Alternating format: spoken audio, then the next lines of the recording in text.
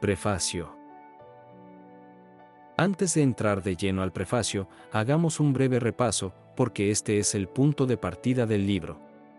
Hasta ahora no hemos visto ningún capítulo previo, pero vale la pena situarnos. Los residentes llegan enfrentados a una avalancha de artículos, datos, ensayos clínicos, curvas de supervivencia, pruebas diagnósticas y 1000 conclusiones contradictorias. La pregunta que nos persigue en la práctica diaria es simple pero brutal: ¿cómo no ahogarse en esa marea de información médica? ¿Cómo leer rápido, con criterio, y sin caer en trampas estadísticas? Este libro nace justamente para eso, para aprender a leer como clínicos, pero con ojos críticos. En este prefacio, vamos a ordenar la mente para entender por qué este libro es tan útil para cualquier residente de oncología y cómo va a transformar la forma en que leen los estudios. Objetivos del capítulo. Primero, comprender la razón de ser del libro y su utilidad en la práctica clínica. Segundo, introducir el método progresivo de lectura crítica que se desarrollará en los capítulos siguientes. Tercero, mostrar cómo los ejemplos, casos simulados y ejercicios de error ayudan a formar criterio clínico. Ahora sí, iniciemos con el corazón del prefacio. Imagina que estás en tu rotación de oncología, revisando 10 artículos. Uno dice que un biomarcador predice respuesta, otro lo contradice, un ensayo sugiere que un esquema prolonga la supervivencia, otro dice que no, y las curvas de Kaplan-Meier suben y bajan como si fueran un electrocardiograma con arritmia. ¿Qué hace el clínico ante semejante caos? Esa es la pregunta que inaugura este libro.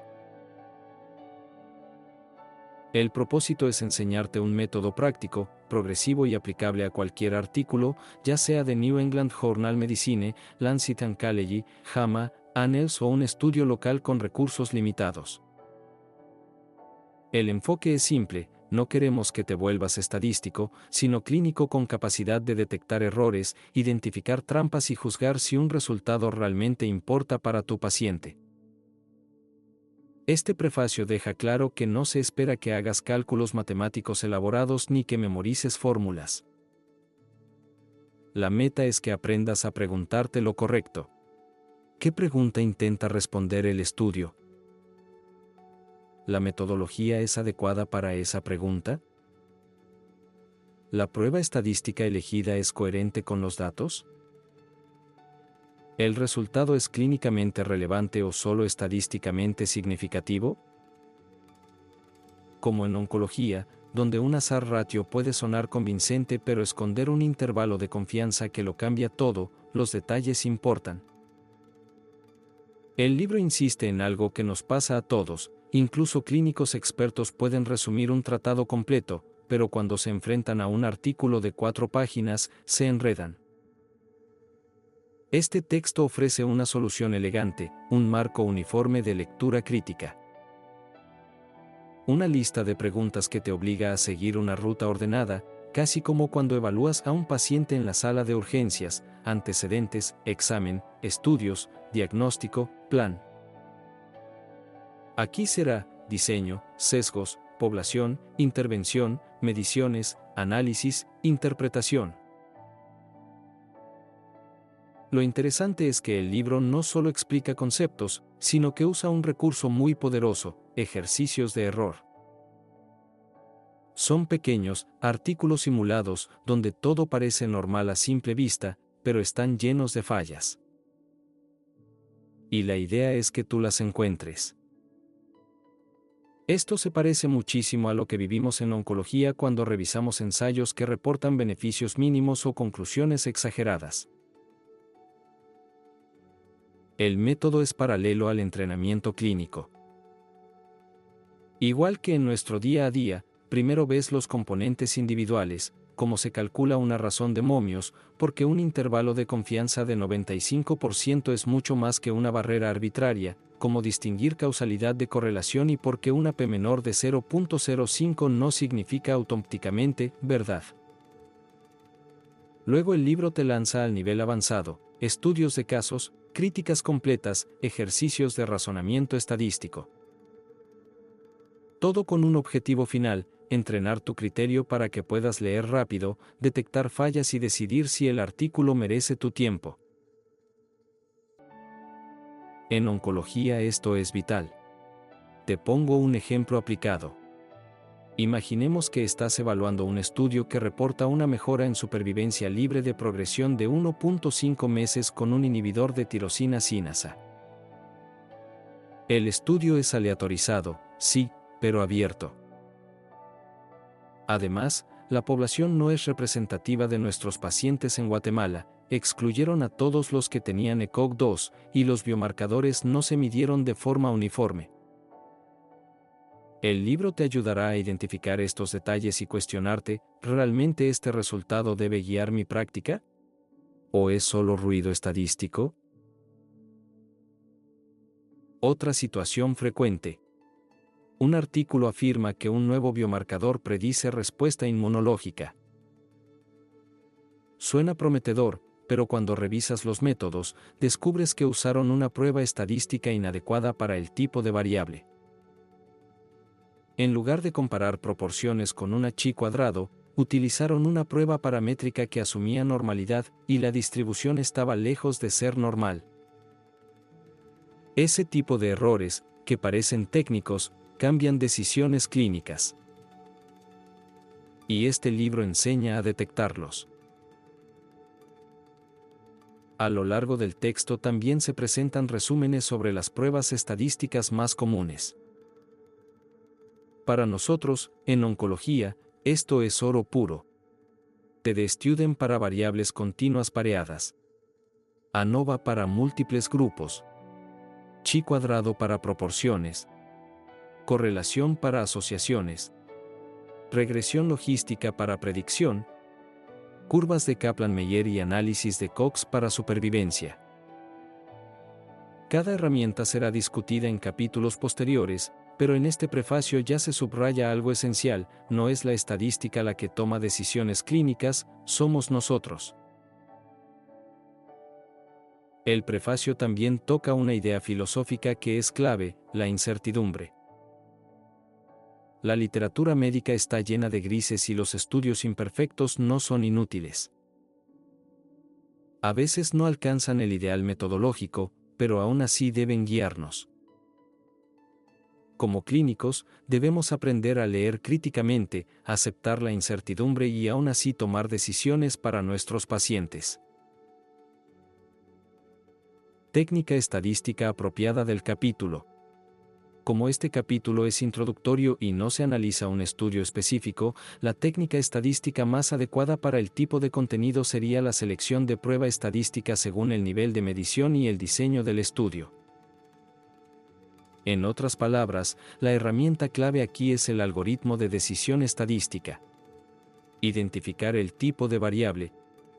Definir si los datos son pareados o independientes. Verificar normalidad. Elegir la prueba que mejor responda a la pregunta clínica.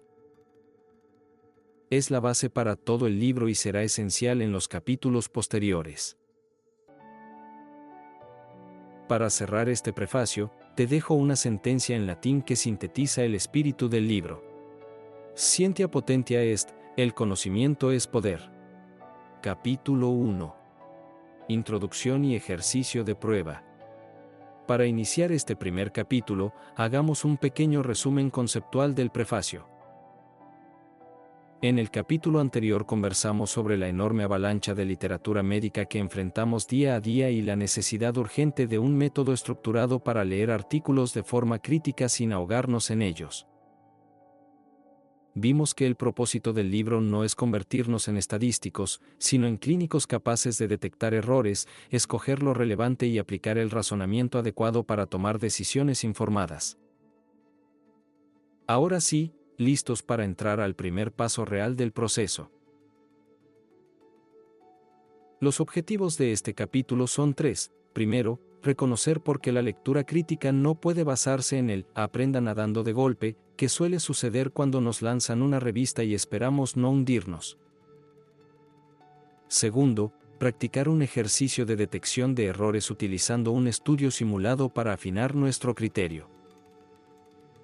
Y tercero, aprender a identificar rápidamente fallas en diseño, asignación, resultados e interpretación, tal como lo haríamos en un ensayo clínico de oncología que revisamos durante la residencia. Vamos a entrar en materia.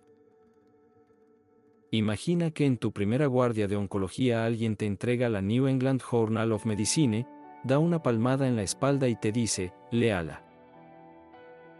Para muchos residentes esto es lo más parecido a aprender a nadar metiéndose al agua con uniforme, botas, casco y el estetoscopio puesto. Algunos flotan. Otros se hunden. Y muchos terminan leyendo solo los resúmenes, lo cual es como tenerle miedo al agua. Este capítulo plantea una alternativa más amable, un método gradual, participativo y práctico para analizar la literatura médica con seguridad y con criterio. Antes de hablar de técnicas o de marcos de análisis, el libro propone algo brillante: comenzar con un ejercicio de práctica, un artículo simulado lleno de errores. Esto es muy parecido a lo que hacemos en las sesiones de revisión de artículos del servicio de oncología, cuando tomamos un estudio y lo diseccionamos lentamente para exponer sus fallas. El caso que nos presenta el libro es el de un programa de tamizaje médico realizado en una población militar. Es el tipo de estudio que parece serio, bien organizado y convincente, pero bajo la superficie esconde problemas clásicos. Veamos el ejemplo, porque aquí es donde empieza la verdadera enseñanza. Se ofreció un examen médico anual a 10.000 soldados de 18 años. 5.000 participaron y 5.000 no. Hasta aquí, suena como un estudio simple. Pero inmediatamente aparece el primer detalle: la participación fue voluntaria. Este solo hecho ya es suficiente para levantar sospechas de sesgo de selección. En un mundo real, sabemos que las personas que deciden participar en tamizajes preventivos suelen ser distintas de las que no participan, más saludables, más responsables, más interesadas en su salud. Por lo tanto, no se pueden comparar como si fueran equivalentes. Después de varios años, compararon ambos grupos. Los participantes declararon la mitad de consumo de alcohol. Esto podría parecer un éxito del tamizaje, pero si quien participa voluntariamente suele ser más disciplinado, ¿realmente el tamizaje redujo el alcoholismo? ¿O simplemente el grupo ya era diferente desde el inicio? De nuevo, la participación voluntaria es un problema. Otro resultado: los participantes tuvieron el doble de diagnósticos. ¿Significa esto que detectaron enfermedades más temprano? Podría ser, o podría significar que los participantes acudieron a más revisiones y, por lo tanto, se les encontró más cosas. Más contacto con el sistema de salud siempre genera más diagnósticos, aunque no necesariamente mejore la salud real. El estudio también señala que los participantes tuvieron 2 veces más ascensos militares. Aquí el razonamiento de los autores es casi gracioso: el tamizaje mejora la calidad del trabajo. Pero cualquier residente con experiencia en el ámbito clínico puede notar que es más probable que los soldados que aceptan participar en actividades de salud también tengan características de personalidad que los hacen más propensos a destacarse y ascender. Esto no es causalidad, sino correlación mezclada con sesgo de selección. Luego está el análisis de resultados clínicos. El estudio reporta que no hubo diferencias en las tasas de infarto de miocardio ni en cáncer de testículo o enfermedad de Hodgkin. Los autores concluyen que estos exámenes no deberían incluirse en programas futuros de tamizaje. Es un salto lógico peligroso: un estudio mal diseñado no puede concluir que algo no sirve. Solo puede concluir que su diseño no permitió detectar diferencias. Ahora piensa en nuestros pacientes con cáncer. Imagina que un estudio voluntario compara a quienes aceptan hacerse mamografías anuales contra quienes no lo hacen. Si encontramos más tumores tempranos en quienes aceptan el tamizaje, ¿esto significa que la mamografía es más efectiva? No necesariamente. Puede significar que las mujeres que acuden al tamizaje son más saludables, tienen más acceso a atención médica y mayor conciencia de su salud. El diseño importa mucho. Volviendo al estudio militar, el libro hace que evaluemos 6 preguntas clave para iniciar la lectura crítica. ¿Estaba bien diseñado para responder sus preguntas? ¿Fue apropiada la asignación de grupos? ¿La valoración de resultados fue correcta? ¿La comparación entre grupos fue adecuada? ¿Las conclusiones son válidas?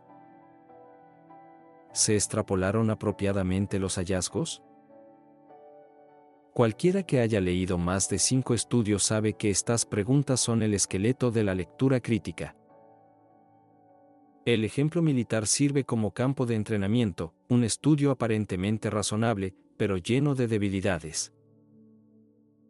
Y esta es una gran enseñanza, incluso los estudios que parecen bien, pueden tener problemas graves si no se asignan adecuadamente los grupos o si no se controlan las características iniciales de la población. Este capítulo nos prepara para el resto del libro: detectar errores, identificar sesgos, entender si un diseño permite responder la pregunta. Antes de entrar a técnicas estadísticas, curvas o riesgos relativos, debemos aprender a mirar la estructura del estudio. Ahora que ya analizamos el ejemplo, hablemos de la técnica estadística apropiada para este tipo de estudio.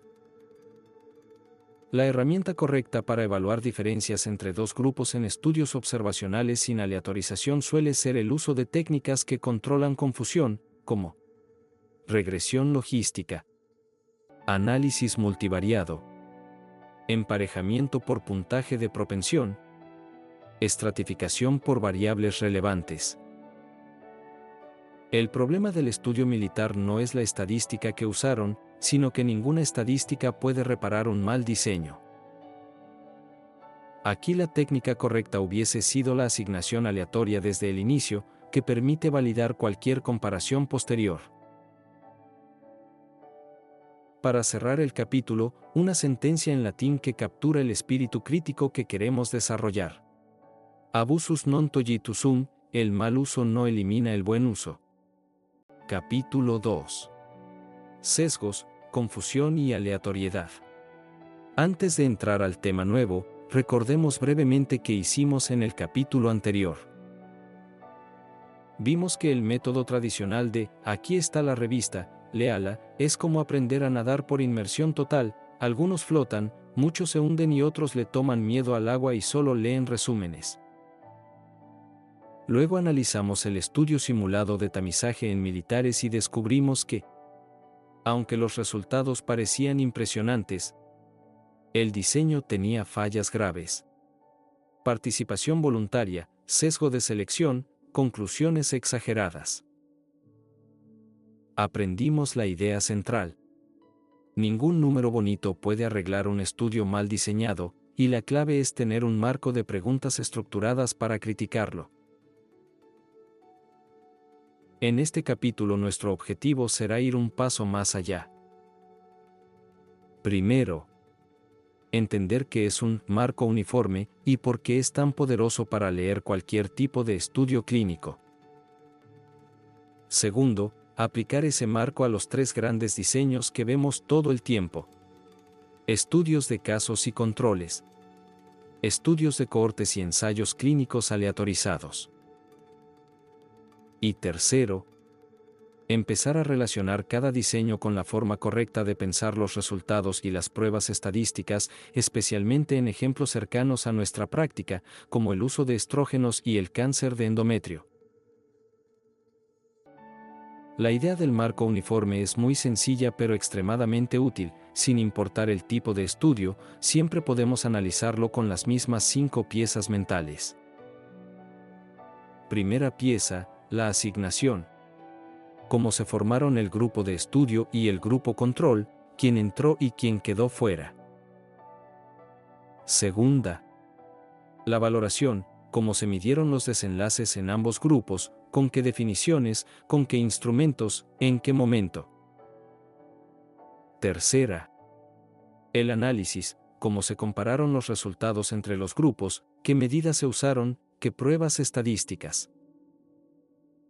Cuarta, la interpretación, qué concluyen los autores a partir de esas comparaciones y si esas conclusiones son razonables. Y quinta, la extrapolación, hasta donde podemos extender esos hallazgos a poblaciones o contextos distintos a los incluidos en el estudio. Para que esto no se quede abstracto, el libro propone aplicarlo a un problema muy específico: la relación entre el uso de estrógenos sin progesterona y el cáncer de endometrio. Es un buen ejemplo porque podríamos encontrar estudios retrospectivos, prospectivos y ensayos clínicos sobre lo mismo, todos tratando de responder la misma pregunta: ¿aumentan los estrógenos el riesgo de cáncer endometrial? Empecemos con el estudio de casos y controles, también llamado retrospectivo. Aquí el punto de partida son los desenlaces. Primero se identifica a las mujeres que ya tienen cáncer de endometrio, esos son los casos. Y luego se buscan mujeres sin cáncer de endometrio, lo más parecidas posible, que serán los controles. No manipulamos nada, solo observamos hacia atrás en el tiempo. Aplicando el marco uniforme. La asignación consiste en seleccionar las mujeres con cáncer y las mujeres sin cáncer. Esta asignación es observada, no intervenida. La valoración consiste en revisar quienes tomaron estrógenos sin progesterona antes y cuánta dosis recibieron. El análisis compara la ventaja, las odds, de haber tomado estrógenos en casos versus controles, de ahí sale la famosa odds ratio. La interpretación nos dice: sí, en esa muestra, la exposición a estrógenos parece estar asociada con mayor riesgo de cáncer endometrial. Y la extrapolación implica preguntarse: ¿puedo aplicar estos hallazgos a otras mujeres, con diferentes dosis, esquemas o combinaciones con progesterona? Un ejemplo paralelo en oncología sería un estudio de casos y controles que compara mujeres con cáncer de ovario de alto grado versus mujeres sin cáncer, y mira hacia atrás para ver quiénes usaron terapia hormonal o quienes tuvieron antecedentes familiares. Este tipo de diseño es útil cuando la enfermedad es relativamente rara y queremos aprovechar casos ya existentes. Ahora pasemos al estudio de cohortes, o prospectivo. Aquí el orden se invierte. Primero, elegimos a las mujeres según la exposición, por ejemplo, las que toman estrógenos sin progesterona y las que no los toman, y luego las seguimos en el tiempo para ver quiénes desarrollan cáncer de endometrio. De nuevo, la asignación es observada, porque el investigador no decide quién toma estrógenos, solo registra lo que ocurre. Con el marco uniforme, la asignación consiste en formar dos grupos. Una cohorte expuesta a estrógenos y otra no expuesta. La valoración es el seguimiento en el tiempo para detectar quién desarrolla cáncer endometrial. El análisis compara la probabilidad, el riesgo, de cáncer entre los dos grupos, y de ahí suelen salir medidas como el riesgo relativo o la razón de incidencias. La interpretación discute si la toma de estrógenos parece aumentar el riesgo en esa cohorte concreta. Y la extrapolación plantea si podemos generalizar esos resultados a otras mujeres, quizá con otras dosis o con combinaciones con progesterona. Si te lo llevas a oncología clínica, piensa en una cohorte de pacientes con cáncer de mama HER2 positivo que reciben trastuzumab versus una cohorte similar que no lo recibe en una época previa. Sigues ambos grupos y comparas recurrencias o supervivencia. No hay asignación al azar, pero sí hay un seguimiento temporal que permite hablar de incidencia. Por último, el ensayo clínico aleatorizado, el famoso ensayo clínico controlado. Aquí usamos el mismo problema, mujeres que podrían o no tomar estrógenos. Pero ahora el investigador interviene activamente y asigna al azar a las participantes a dos grupos, uno que recibirá estrógenos y otro que no. Idealmente, ni las pacientes ni los investigadores saben quién está en qué grupo, lo que llamamos doble ciego. Con el marco uniforme, la asignación es el punto estrella, la aleatorización y el cegamiento reducen sesgos y hacen que las diferencias entre grupos, en promedio, se deban a la intervención. La valoración es el seguimiento de ambos grupos para ver quién desarrolla cáncer de endometrio. El análisis compara la probabilidad de cáncer en el grupo que toma estrógenos versus el grupo que no, mediante riesgo relativo, tasas o incluso modelos de supervivencia. La interpretación nos permite acercarnos mucho más a la causalidad. Si todo está bien hecho, podemos decir que los estrógenos sin progesterona probablemente aumentan el riesgo. Y la extrapolación sigue siendo un acto de juicio clínico. ¿Puedo aplicar esto a pacientes de otra edad, otra dosis, otro país? En nuestro mundo oncológico, esto es exactamente lo que hacemos cuando evaluamos un ensayo fase 3 que compara FOLFOX versus FOLFOX más un biológico, o quimio estándar versus quimio más inmunoterapia. La estructura es la misma: asignación al azar, seguimiento, análisis de desenlaces y extrapolación a la práctica. Si notas, lo elegante del marco uniforme es que te obliga a hacer las mismas preguntas, sin importar si estás frente a un estudio de casos y controles sobre estrógenos, una cohorte sobre tabaquismo y cáncer de pulmón, o un ensayo aleatorizado sobre un nuevo checkpoint inhibitor. Siempre piensas: ¿cómo se asignaron los grupos? ¿Cómo midieron los desenlaces? ¿Cómo compararon? ¿Qué concluyeron? ¿Hasta dónde puedo extrapolar? En cuanto a las técnicas estadísticas más adecuadas para cada diseño, vale la pena dejarlas muy claras porque como residentes de oncología las verán una y otra vez. En los estudios de casos y controles, donde partimos de la enfermedad y miramos hacia atrás la exposición, la herramienta central es la odds ratio, calculada a partir de tablas de 2x2 y generalmente acompañada de pruebas como chi cuadrado o modelos de regresión logística para ajustar por factores de confusión. En los estudios de cohortes, donde seguimos personas expuestas y no expuestas, las técnicas típicas incluyen el riesgo relativo, las tasas de incidencia y, cuando hay seguimiento prolongado, análisis de supervivencia con curvas de Kaplan-Meier y modelos de Cox. En los ensayos clínicos aleatorizados, usamos muchas de las mismas herramientas de cohortes, pero la aleatorización da más fuerza causal a las diferencias observadas. La idea clave es que el marco uniforme organiza tu pensamiento y la técnica estadística traduce ese pensamiento en números. Pero si el marco está mal planteado, si la asignación es sesgada o la valoración es defectuosa, ningún valor de P va a salvar el estudio. Para cerrar este capítulo sobre marcos uniformes, te dejo una frase en latín que se aplica perfectamente a la lectura crítica de la literatura médica: recte sapere est fundamentum scientiae. Saber razonar correctamente es el fundamento de la ciencia. Capítulo 3.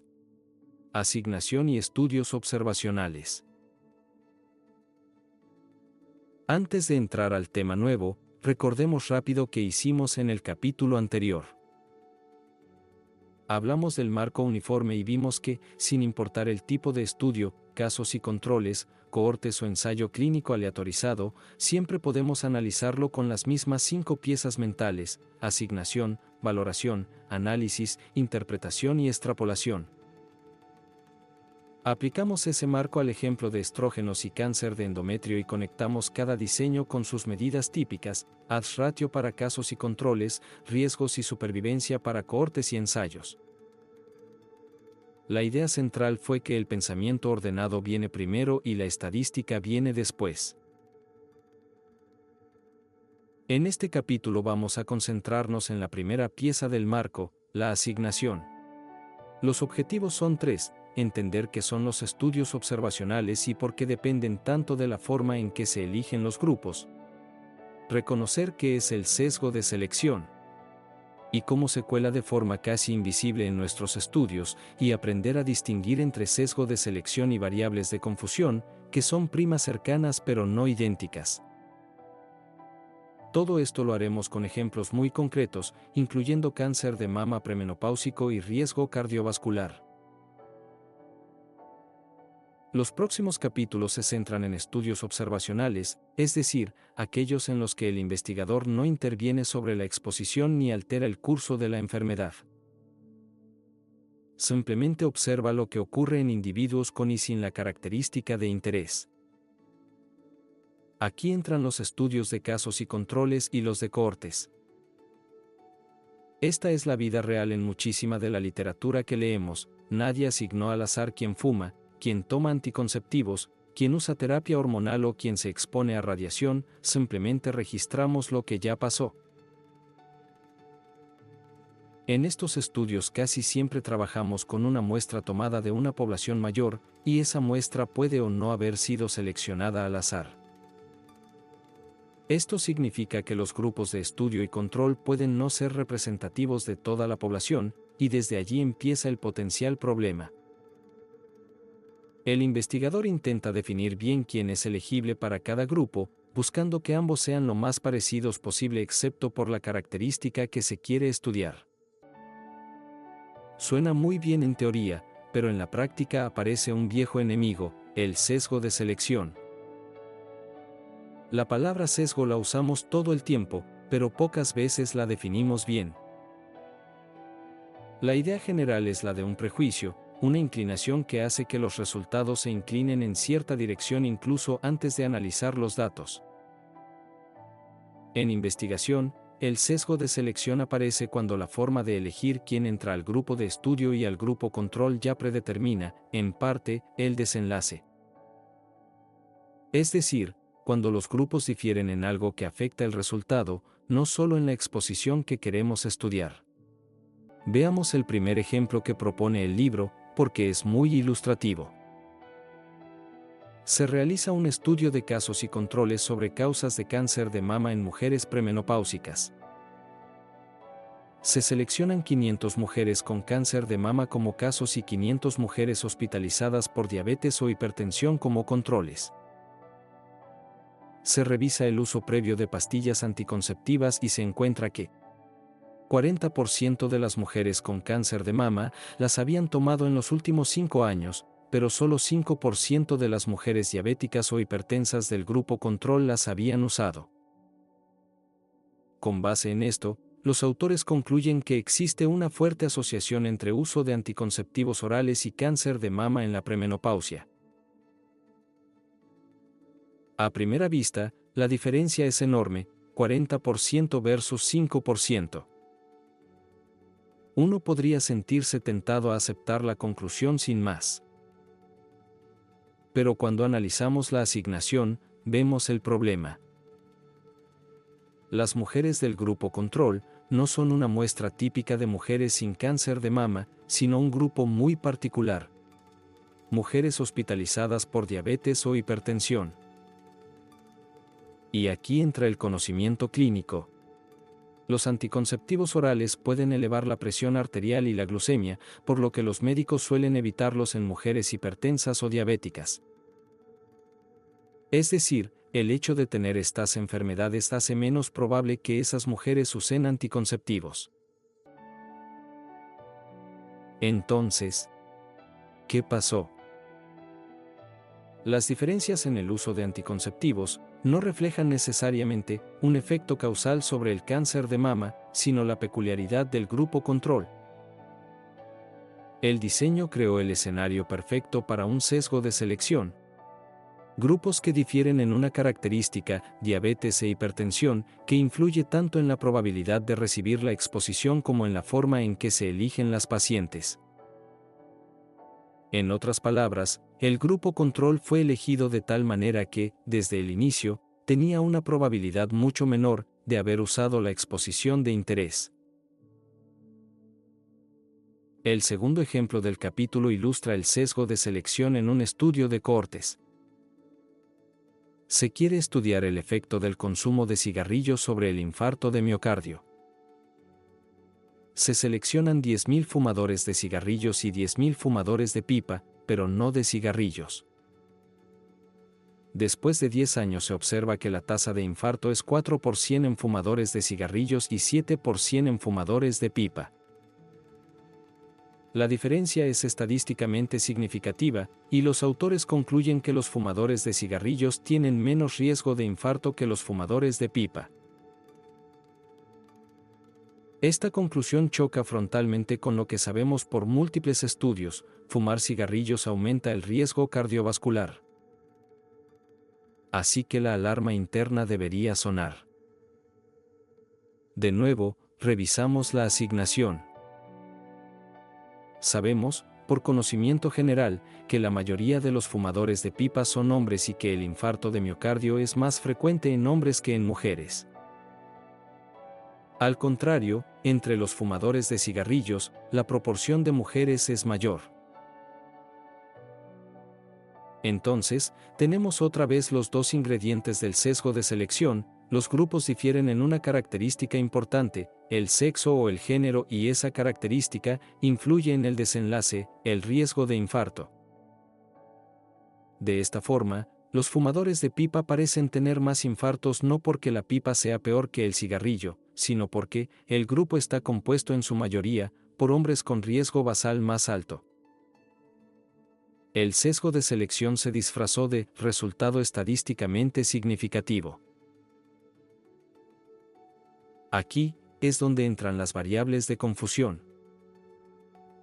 Incluso si no hubo intención de sesgar, las diferencias en factores de riesgo entre los grupos pueden producir diferencias en el desenlace. Cuando esas diferencias están relacionadas tanto con la exposición como con el desenlace, hablamos de variables de confusión. El sesgo de selección es, en el fondo, un tipo particular de confusión que nace de la forma errónea de seleccionar quién entra a cada grupo. En la práctica, incluso si no sospechamos un sesgo de selección evidente, el azar puede hacer que los grupos difieran. Por eso es tan importante comparar las características basales de los sujetos del grupo de estudio y control: edad, sexo, comorbilidades, factores de riesgo, estadio de la enfermedad, etc. Si uno de esos factores influye también en el desenlace, ya tenemos una posible variable de confusión. Más adelante, en otros capítulos, veremos cómo lidiar con ellas mediante diseño y análisis, usando técnicas como emparejamiento, estratificación o modelos multivariables. En este capítulo, la técnica estadística clave asociada a lo que estamos viendo no es una prueba específica, sino el concepto de ajuste para variables de confusión en estudios observacionales. Para los estudios de casos y controles, la herramienta central suele ser la regresión logística, que permite estimar la odds ratio ajustando por factores como edad, comorbilidades o sexo. Para los estudios de cohortes, la regresión de Cox o los modelos de riesgos proporcionales permiten ajustar las comparaciones de riesgo entre grupos teniendo en cuenta múltiples factores. Pero, y esto es crítico, ninguna de estas técnicas corrige un sesgo de selección extremo producido por un diseño inadecuado. La mejor técnica sigue siendo una asignación cuidadosa y bien pensada desde el inicio. Para cerrar este capítulo dedicado a la asignación y al sesgo de selección, te dejo una frase muy apropiada para nuestra tarea de leer críticamente: Ave errore ad veritatem per rationem. De la equivocación se llega a la verdad mediante la razón. Capítulo 4. Valoración del desenlace. Empecemos con un recuerdo breve del capítulo anterior. Vimos que la asignación en los estudios observacionales es el primer gran filtro de calidad. Si los grupos de estudio y control se forman mal, el sesgo de selección y las variables de confusión pueden distorsionar todo el resultado, sin importar lo sofisticada que sea la estadística. Revisamos ejemplos con anticonceptivos y cáncer de mama, cigarrillos y pipa, y entendimos que cuando los grupos difieren en algo que afecta el desenlace, la interpretación se vuelve peligrosa. Ahora, aunque la asignación sea razonable, aún queda una pregunta clave. ¿Cómo estamos midiendo lo que queremos medir? Ese es el foco de este capítulo. Los objetivos de este capítulo son claros.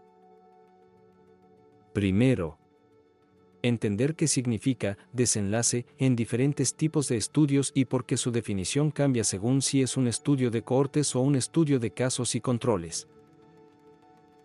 Segundo, aprender cuáles son los criterios de una medida adecuada del desenlace. Que sea apropiada, exacta, completa y no distorsionada por la observación. Y tercero, reconocer los tipos de errores más frecuentes al medir desenlaces: mala elección de la variable, sesgo de recuerdo, sesgo de declaración, error de instrumento, sesgo del investigador, pérdida de seguimiento y efecto de la observación.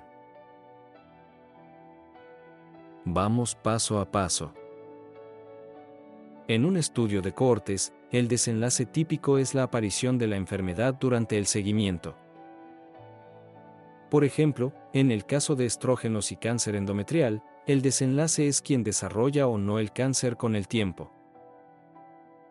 En cambio, en un estudio de casos y controles, los casos ya tienen la enfermedad y lo que se analiza como desenlace es una característica previa, una exposición pasada, haber tomado estrógeno sin progesterona, haber fumado, haber recibido cierta terapia, etc. En otras palabras, en cohortes, el desenlace es qué pasa después; en casos y controles, el desenlace es qué ocurrió antes. Para que una medida de desenlace sea adecuada, debe cumplir 4 criterios: debe ser apropiada para la pregunta del estudio, debe ser exacta, es decir, cercana a la verdad, debe ser completa, no dejar fuera a muchos sujetos o datos clave, y no debe estar deformada por el proceso mismo de observación. Si falla en uno de estos puntos, el riesgo de llegar a conclusiones equivocadas aumenta muchísimo. Veamos primero. ¿Qué pasa cuando la medida del desenlace no es apropiada? El libro presenta un estudio en el que se quería evaluar si los espermicidas de marca A se asociaban con menor probabilidad de infecciones tubáricas por clamidia que los de marca B. Tomaron mujeres que usaban una u otra marca, hicieron frotis cervicales para cultivo y las siguieron 5 años. Observaron que las usuarias de la marca A tenían la mitad de cultivos cervicales positivos, y concluyeron que esa marca se asociaba con menor tasa de infección tubárica. El problema es obvio: un cultivo cervical no es una medida adecuada de infección tubárica. Se está midiendo algo relacionado, pero no el desenlace clínico de interés. Es como querer evaluar recidiva de cáncer de colon y usar únicamente niveles de CA sin confirmar con imagen o colonoscopía. Puede ser útil como señal, pero no es un desenlace definitivo.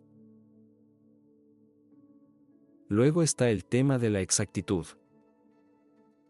La información puede venir de instrumentos, del investigador o de los propios pacientes. En todos los casos hay espacio para el error sistemático, sesgo, o el error al azar. Cuando la información proviene de los pacientes, entran 2 actores conocidos: el sesgo de recuerdo y el sesgo de declaración. El sesgo de recuerdo ocurre cuando un grupo recuerda mejor ciertos sucesos que otro.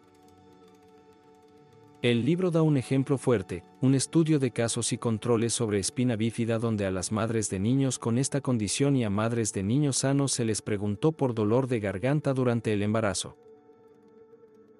El 50% de las madres de niños con espina bífida lo recordaban, frente a solo 5% de las otras. ¿Significa eso que el dolor de garganta causa espina bífida? Mucho más probable es que las madres con un evento traumático, como un hijo con malformación, repasen obsesivamente el embarazo y recuerden detalles que otras habrían olvidado. El sesgo de declaración aparece cuando un grupo está más motivado, presionado o dispuesto a informar sus antecedentes que otro. En el ejemplo del libro sobre gonorrea y número de compañeros sexuales, a las mujeres con gonorrea se les explicó que solo podrían evitar complicaciones si se localizaba a sus contactos. Esa presión ética y clínica las hacía más sinceras. Las mujeres sin gonorrea, en cambio, tenían menos incentivo para revelar información íntima. El resultado. Las mujeres con gonorrea declaran el doble de parejas, pero eso no significa necesariamente que hayan tenido el doble, puede significar simplemente que lo informan con más exactitud. En oncología vemos algo similar cuando los pacientes con diagnóstico reciente recuerdan más claramente factores de riesgo o antecedentes, mientras que en poblaciones control la información es más vaga. Otro foco de error es el instrumento. El libro menciona el caso de 2 antiinflamatorios no esteroideos y su relación con gastritis. El investigador usó radiografías esófago-gastroduodenales para buscar gastritis y, al no ver diferencias, concluyó que no había asociación. El problema es que esa prueba no es sensible para diagnosticar gastritis. Aquí el error no solo es de precisión, sino de elección del instrumento. Es como querer evaluar cardiotoxicidad de antraciclina solo con radiografía de tórax y decir que no hay daño cardíaco porque la placa se ve normal. La herramienta es inhábil para detectar el desenlace. También está el sesgo del investigador, que se cuela cuando la valoración del desenlace es subjetiva y quien mide sabe a qué grupo pertenece cada paciente. El libro describe un estudio de antiinflamatorios donde los mismos médicos que prescribían los fármacos interrogaban a los pacientes sobre síntomas de gastritis y sabían qué medicamento tomaba cada uno. Aunque los pacientes no supieran qué estaban recibiendo, los médicos sí, y eso abre la puerta a ver lo que esperan ver. Si creen que cierto fármaco es más agresivo, pueden, sin querer, explorar más síntomas en ese grupo. De ahí la importancia del enmascaramiento, el cegamiento en la valoración del desenlace, no solo en los ensayos clínicos, sino también en estudios observacionales cuando sea posible. La integridad de la valoración también depende de un seguimiento completo y equilibrado. El libro presenta un estudio de cohorte en pacientes VIH positivos, con diferentes recuentos de CD4. Solo se siguió al 50% del grupo con recuentos bajos y al 60% del grupo con recuentos más altos, y no se encontraron diferencias en progresión a SIDA. Pero es razonable suponer que muchos de los que no se pudieron seguir tal vez murieron o empeoraron. La pérdida de seguimiento puede borrar diferencias reales. Lo mismo ocurre en estudios de supervivencia oncológica. Si perdemos a muchos pacientes en el grupo de peor pronóstico, los resultados pueden parecer artificialmente similares entre grupos. El libro también muestra un ejemplo de seguimiento desigual. Mujeres que usan anticonceptivos orales se citan a 3 visitas al año, y las que no los usan solo deben regresar si tienen problemas. No sorprende que entre las usuarias se registren más cefaleas, fatiga y depresión, no necesariamente porque los anticonceptivos causen más síntomas, sino porque se pregunta más veces. Mientras más miras, más encuentras. Por último, el efecto de la observación.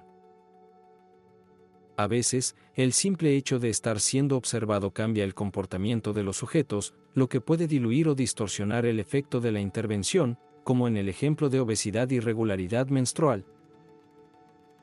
Las mujeres del grupo control, al saberse parte del estudio, podrían haber modificado también su peso, reduciendo las diferencias aparentes entre grupos. En términos de técnicas estadísticas, este capítulo nos recuerda que no basta con aplicar bien una prueba, si la medición del desenlace es mala, ninguna estadística lo corrige. Sin embargo, cuando hablamos de exactitud y error de medición, emergen herramientas importantes. Análisis de sensibilidad, pruebas de concordancia entre observadores, como el coeficiente kappa, y modelos que incorporan errores de clasificación. Pero el mensaje principal es de diseño: elegir una variable de resultado adecuada, instrumentos válidos, minimizar sesgos de recuerdo y declaración y, en lo posible, usar valoración enmascarada. Allí está la verdadera técnica correcta para este tipo de estudios. Para cerrar este capítulo sobre valoración del desenlace, te dejo una frase en latín muy acorde con la importancia de medir bien lo que queremos estudiar. Veritas in mensura est, la verdad está en la medida.